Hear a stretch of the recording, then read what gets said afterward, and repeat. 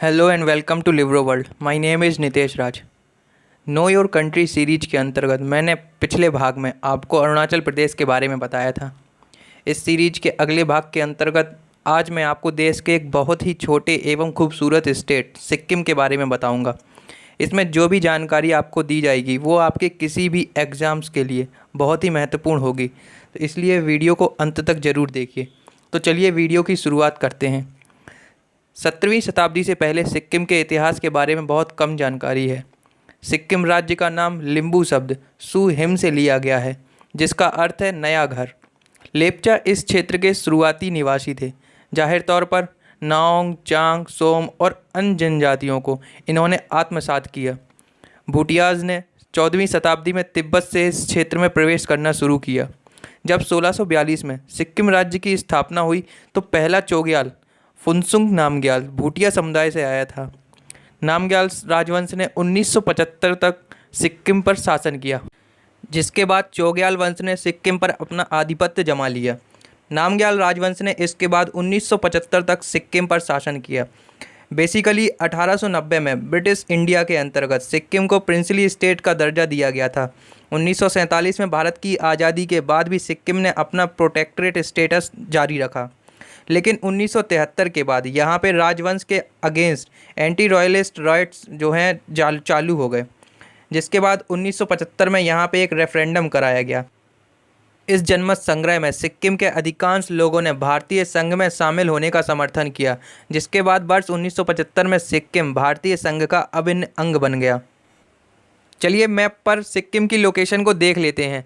सिक्किम एक छोटा पर्वतीय प्रदेश है, जिसके उत्तर में तिब्बत का पठार, इसके पूर्व में डोंगक्या रेंज चीन के तिब्बत स्वायत्त क्षेत्र के साथ इसकी सीमा बनाती है, जबकि सिंगलीला रेंज सिक्किम को पश्चिम में नेपाल से अलग करती है।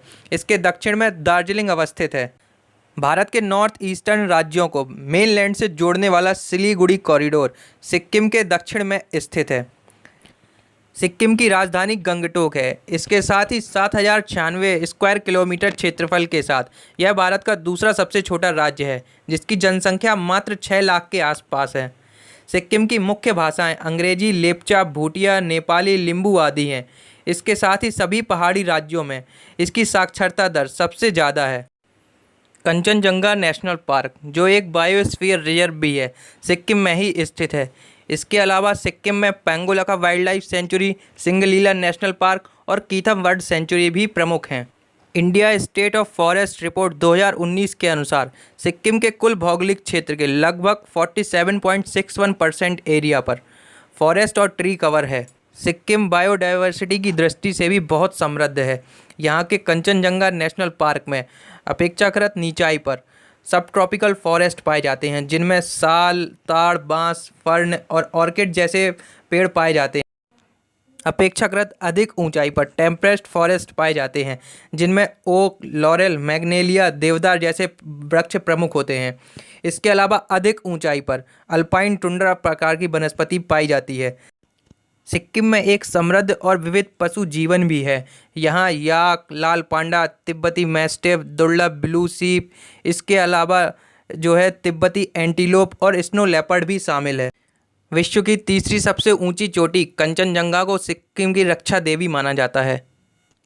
सिक्किम के प्रमुख नृत्यों में जो मुखौटा नृत्य है वो बहुत ही ज़्यादा फेमस है। इसके अलावा सिंगी छाम, याक छाम जो सिक्किम के लोगों का पॉपुलर नृत्य है, जिसमें लिम्बू और सुब्बा जो लोक नृत्य वो भी शामिल है।